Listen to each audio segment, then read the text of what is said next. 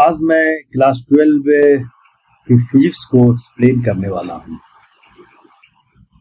Class 12 के physics को simple साधारण भाषा में किस तरह से समझा जाए, इसको हम फिजिक्स के चैप्टर वाइज समझेंगे। फिर आगे मैं हर चैप्टर को एक्सप्लेन करूंगा। फिजिक्स में 12th क्लास में चैप्टर जो है वो डिफरेंट भाग में बटे हुए हैं, जिसमें कि पहला चैप्टर है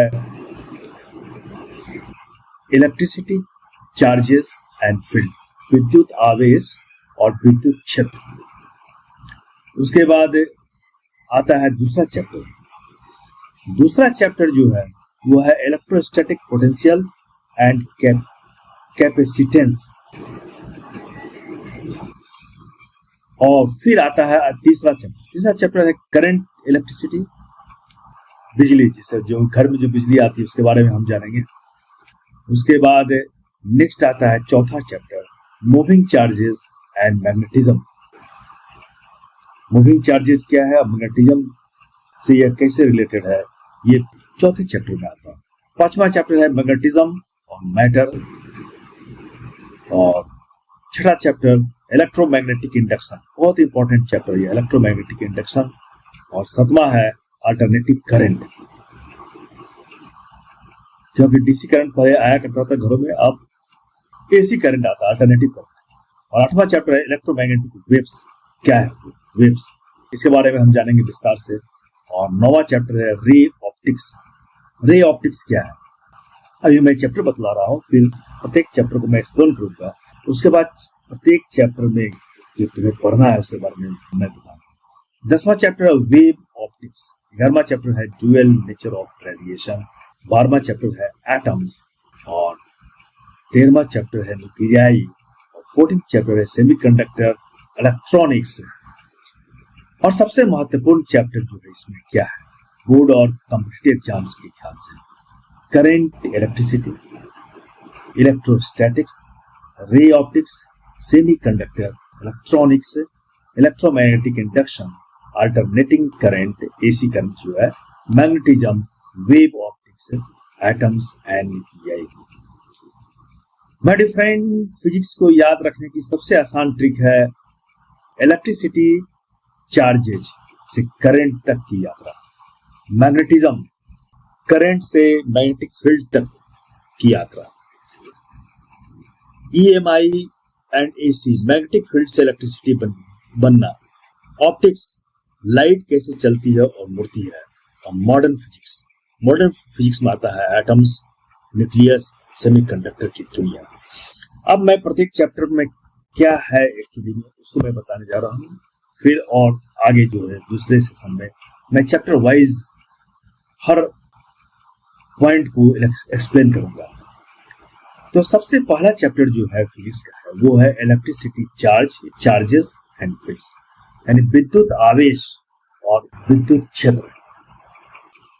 यह चैप्टर जो है क्या सिखाता है, क्या आपने कभी प्लास्टिक की कंघी से बाल बनाए हैं, प्लास्टिक की कंघी लेकर बाल बनाए हैं और फिर कागज के छोटे टुकड़े उसकी ओर देखें किस तरह से चिपक जाता है। यहां से फिजिक्स की शुरुआत होती है। एक प्लास्टिक का कंघी लेकर बाल को बनाओ और कागज का छोटा छोटा टुकड़ा रखो और उसके पास ले जाओगे तो छोटे छोटे कागज के टुकड़े जो उसे चिपक जाएंगे। ये फिजिक्स है। जब दो वस्तुएं आपस में रगड़ती हैं तो उनमें इलेक्ट्रिक चार्जेस उत्पन्न होता है। इसी चार्ज की वजह से अट्रैक्शन और रिपल्सन होता है। अब समझते हैं रियल लाइफ एग्जाम्पल्स। गुब्बारे का दीवार पर चिपकना, गुब्बारा जब तुम उड़ाते हो ना तो उड़ते उड़ते अगर दीवार है, दीवार पर जाकर चिपक जाता है। बिजली का गिरना, आकाश से जो बिजली गिरती है, फोटोकॉपियर मशीन्स, लेजर प्रिंटर। और फिर इस चैप्टर में हम क्या पढ़ेंगे आगे, electric charges, Coulomb's law, electric field lines, electric dipole और गॉस लॉ क्या है इसके बारे में पढ़ेंगे। कूलम लॉ यह बताता है कि दो चार्जेस हैं वो एक दूसरे को कितने फोर्स से आकर्षित करते हैं या विकर्षित करते हैं। विकर्षित और आकर्षित, अट्रैक्शन और पल्सन। जितना चार्ज ज्यादा होगा उसका फोर्स उतना ज्यादा होगा। जितनी दूरी बढ़ेगी फोर्स कम हो जाएगा। अगर नजदीक में है तो फोर्स ज्यादा है, वो अट्रैक्शन का हो या रिपल्सन का हो। और दूरी जैसे जैसे बढ़ेगी अट्रैक्शन फोर्स या रिपल्सन फोर्स कम होता जाएगा। इलेक्ट्रिक फील्ड के बारे में इसी चैप्टर में है। कल्पना कीजिए किसी चार्ज के चारों ओर एक अदृश्य क्षेत्र है। वो क्षेत्र हमें हमारी आंखों से दिखलाई नहीं देता है, लेकिन अदृश्य क्षेत्र होता है। उस क्षेत्र में दूसरा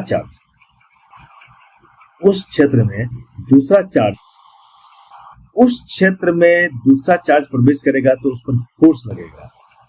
एक फील्ड होता है, अदृश्य फील्ड होता है, उस पर कोई दूसरा चार्ज उसमें जहां एंटर करेगा उसको फोर्स लगेगा। इसी अदृश्य क्षेत्र को इलेक्ट्रिक फील्ड कहते हैं। Electric field lines. Electric field को हम देख नहीं सकते, इसलिए वैज्ञानिकों ने उसे समझने के लिए फील्ड लाइंस बनाई है। इन लाइंस से पता चलता है कि फोर्स किस दिशा में कार्य कर रहा है। चारों ओर से इलेक्ट्रिक लाइंस निकलती है और ये लाइंस जो इलेक्ट्रिक के नेचर के अनुसार, उसके कैरेक्टर के अनुसार वो लाइंस बनाई जाती है। तो लाइंस से पता चलता है कि फोर्स किस दिशा में जा रही है, किसी एक दिशा में जा रही है या चारों ओर फैल रही है।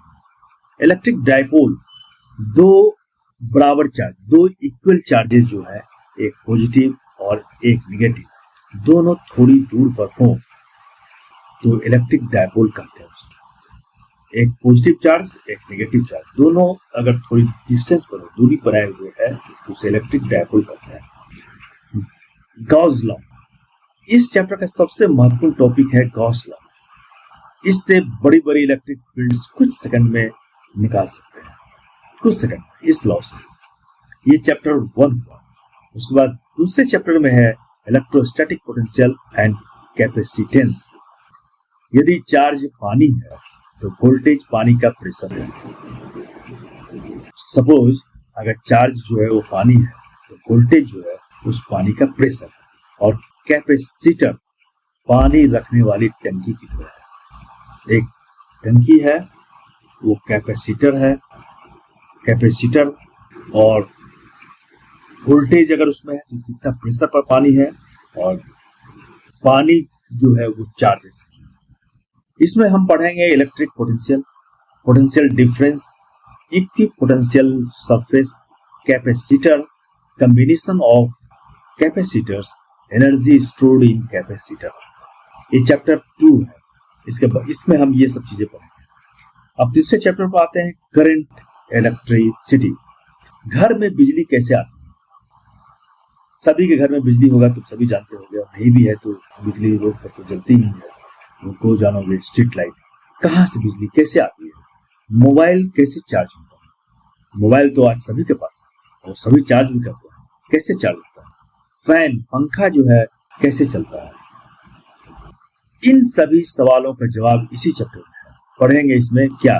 Current, Ohm's law, resistance, series connection, parallel connection, Kirchhoff's law और पोटेंशियोमीटर।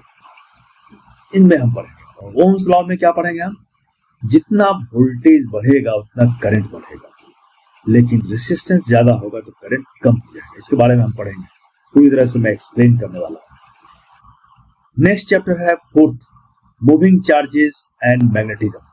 यदि बिजली बहती की फ्लो कर रही है तो उसके आसपास मैग्नेटिक फील्ड बन जाता है। एक अट्रैक्शन क्रिएट होता है जो मैग्नेटिक फील्ड है, चाहे वो अट्रैक्शन का हो या रिपल्सन का। इसी सिद्धांत पर मोटर, स्पीकर, फैन, जनरेटर काम करते हैं। क्या काम करते हैं? मोटर, स्पीकर, फैन और जनरेटर। जब बिजली बहती है, कहीं पर फ्लो करती है, तो वहां मैग्नेटिक फील्ड बन जाता है। और इसी सिद्धांत पर साइंटिस्ट ने बनाया है मोटर, स्पीकर, फैन, जनरेटर। 5वां चैप्टर है मैग्नेटिज्म एंड मैटर। यह चैप्टर मैग्नेट की पूरी कहानी है। यस, मैग्नेट की पूरी कहानी, चुंबक की पूरी कहानी, bar magnet, earth magnet, compass, magnetic materials, इन सभी को इसमें पढ़ने वाले हैं। चैप्टर 6 है इलेक्ट्रोमैग्नेटिक इंडक्शन।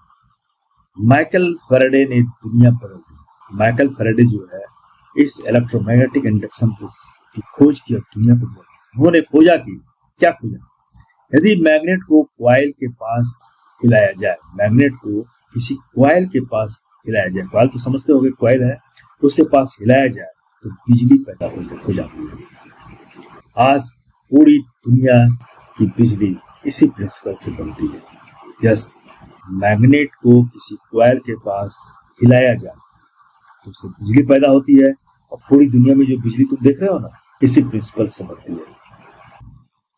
7वां चैप्टर है अल्टरनेटिंग करंट, एसी करंट। घर में डीसी नहीं, एसी करंट सप्लाई होती है। यह चैप्टर बताता है कि एसी क्या है, ट्रांसफार्मर कैसे काम करता है, पावर ट्रांसमिशन कैसे होते हैं। इसमें हम पढ़ने वाले हैं पूरी डिटेल के साथ। 8वां चैप्टर है इलेक्ट्रोमैग्नेटिक वेव्स। मोबाइल है तुम्हारा, वाईफाई है, रेडियो है, टीवी है, ब्लूटूथ है, माइक्रोवेव है, ये सभी जो है इलेक्ट्रोमैग्नेटिक वेव्स, इन्हीं पर काम करता है। यही चैप्टर पूरी कम्युनिकेशन टेक्नोलॉजी समझाता है।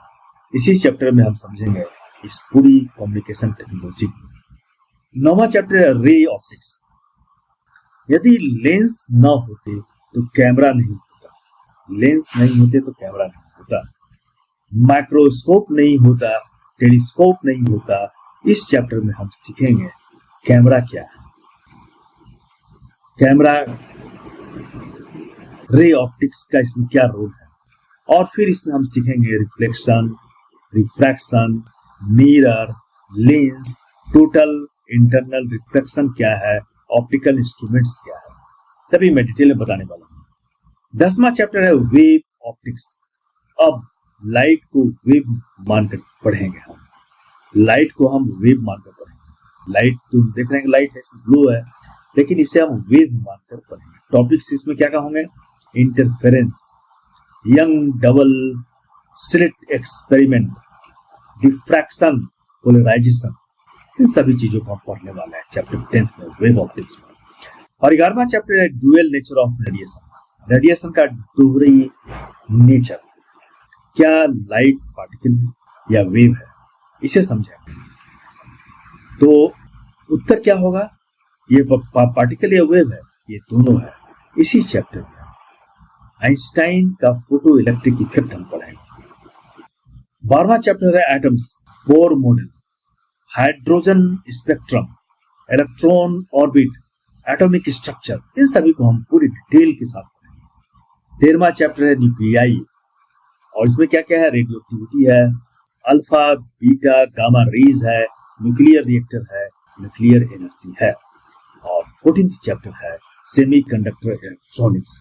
आज का पूरा डिजिटल वर्ल्ड इसी चैप्टर पर आधारित है, सेमीकंडक्टर इलेक्ट्रॉनिक्स।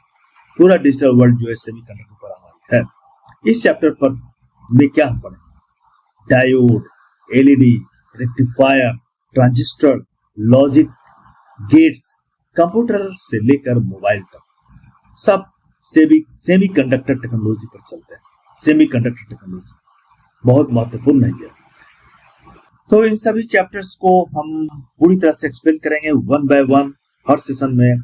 और आप सभी से अनुरोध है, सभी स्टूडेंट्स से अनुरोध है, इसे देखें, समझें।